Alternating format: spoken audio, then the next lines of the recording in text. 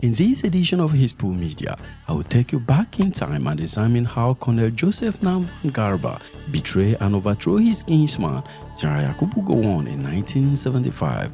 Garba was the officer tasked with the responsibility of protecting the regime, but in the end, he conspired with others to overthrow the regime he was supposed to protect from power.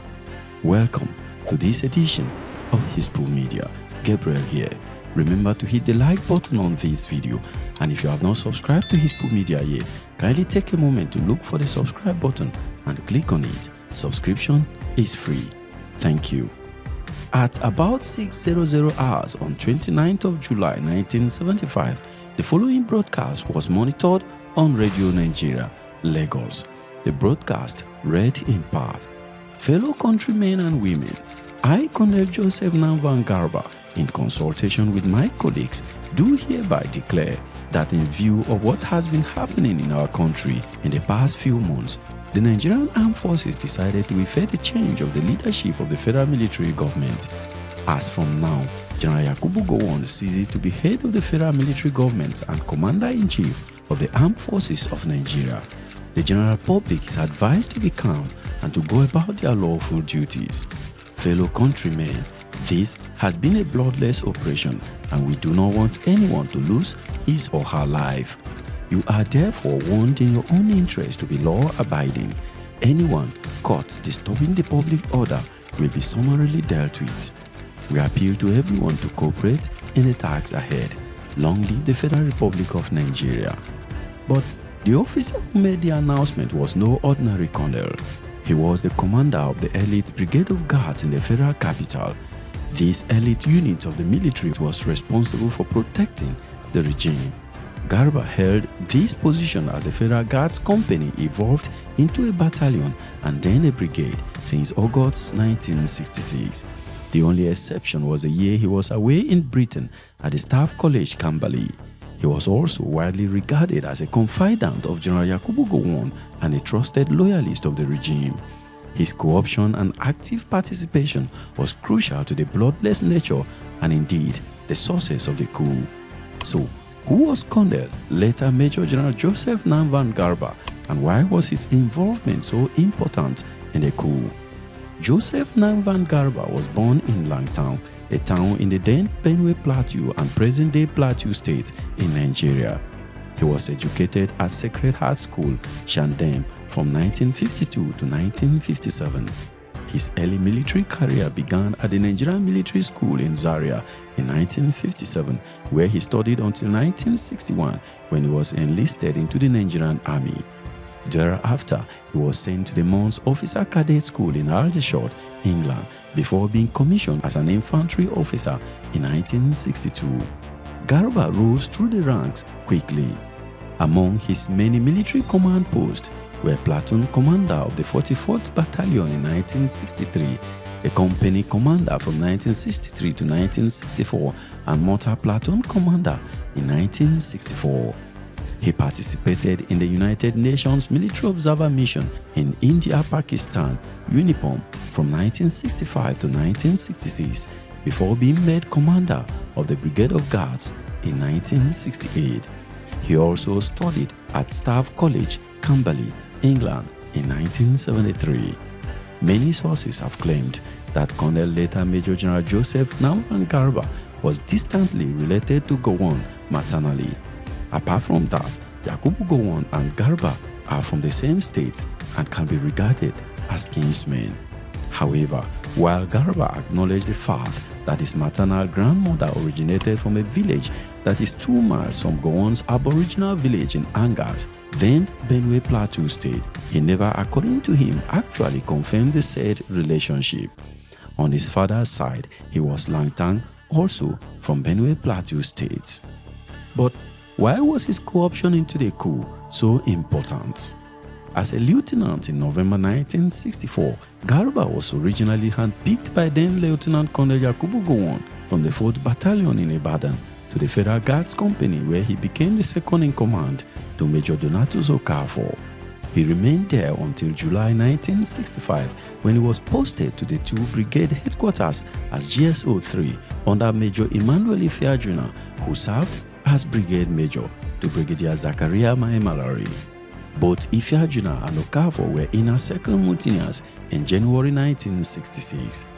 However, when this coup took place in Nigeria, Garba was away as a UN observer along the Indo-Pakistani border. Upon his return to Nigeria after the coup, northern soldiers of the Federal Guards, apparently now suspicious of Igbo officers, was having a different plan. They insisted that he return as second in command as a condition of accepting Major Oche as the new commander of the unit in place of Okafor. Major Oche was an Igbo-speaking officer from the Midwest region. Okafor had been arrested for his role in the assassination of the Prime Minister, Tafawa Balewa. However, with Oche unable to garner the confidence and support of the northern soldiers, Garba virtually became a de facto commander of the unit, beating back an attempt by 2nd Brigade Commander Lieutenant Colonel Hilary Njoku to have him posted in late 1966. After the July 29, 1966 coup, Garba assumed the command of the unit formally on August 16.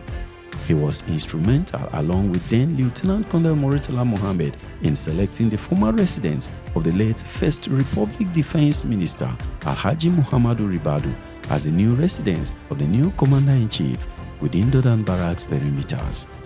During the Civil War, Garba selected a special unit of men drawn from the Angas tribe and charged them with Gowon's personal safety. He was that close to Gowon. As the unit expanded, it became a lot more complex. On April 1, 1968, it was upgraded to a Guards Brigade. Quite apart from its role in the personal security of the Commander-in-Chief and the defense of Lagos, units of the Guards were involved in crucial operations of the 3rd Marine Commando and the 2nd Infantry Division during the Civil War. It developed a brigade headquarters, a Guards garrison at Dodan Barracks, as well as several Guards battalions. In 1972, the then Major General Yakubu Gowon ordered a detachment of the brigade to stand by at Ikeja for emergency deployment to Niger Republic during a coup attempt against then President Hamani Diori. Within the Dodan Barracks cabal, Colonel J.N. Garba, Lieutenant Colonel Paul Tafa, Garba's 2IC and Guards Commander in Garba's absence, Lieutenant Colonel William Welby, Gowon's military ADC, and the police ADC Mr. Yarusun organized concentric rings of security as the Caesars of Dodan Barracks. This was quite separate from the role of the head of Police Special E Branch, Alhaji M.D. Yusuf, who was Gowon's chief security officer. Underneath all of this, however, were some personal rivalries. Colonel J.N. Garba, who was Welby's classmate at the Nigerian Military School, for example, had superseded his contemporaries back in 1965, although he claimed that Gowon reversed his seniority in 1971. Could this have played a part in why he defected? Let me know in the comment section. Also, Garba was later to complain that after October 1974, either Gowon or rather one of the other Caesars in Dodan Barracks required him to book appointment before seeing the CNC. In addition to all of this were some alleged tensions with the First Lady. But here is another important dimension to all of this. In later time, image was projected externally that the Guards unit was an elite military cult deliberately populated by fearsome soldiers of the Middle Belt region. Although that was not completely the case, there was certainly a strong Middle Belt flavor until the event of 1976 resulted in the disbandment and reconstitution. For instance, Paul Tafa is from Gakida in Northeast. However, like J.N. Garba, Major John Shagaya, commander of the 2nd Guards Battalion, was Langtang from Benue Plateau State. Notwithstanding, the rumors of alleged sub-regional bias may have probably emanated from the Special Angas unit raised during the war under Lieutenant MacDonald Gotib. But Garba certainly ran a tight ship, projected a lot of professional confidence, and insisted on the very best ceremonial turnout among his soldiers. He was fond of personally recruiting officers and men for service in the Guards rather than relying on the military secretary's office, as long as he liked your height, bearing, and drill, irrespective of your ethnic background. During NDA passing out parade, he will show up with the express intent of picking off his officers right off the parade ground. According to sources private to this, Second Lieutenant, later Major Garba Ishmael, for example, became a guards officer when he graduated from NDA. To a large extent, the unique traditions of the Presidential Guards Brigades are a legacy of late Major J.N. Garba. However, he was not the first commander of the Federal Guards, later rebranded the Brigade of Guards.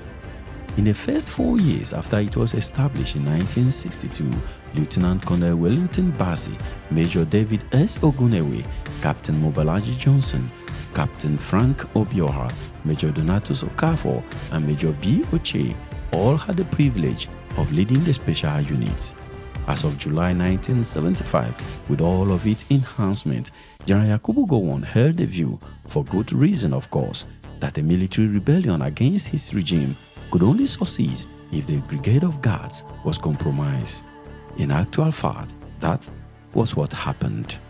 Indeed, this had also been the case with the violent coups against Prime Minister Tafawa Balewa and General Aguiyi in 1966. But that was not all. Other military pillars of his regime, including some key officers and units, also betrayed him, or at least so it seems. For instance, Brigadier IBM Haruna was in command of the 1st Division in Kaduna and had always been his ally. Gowon is said to have been good to him.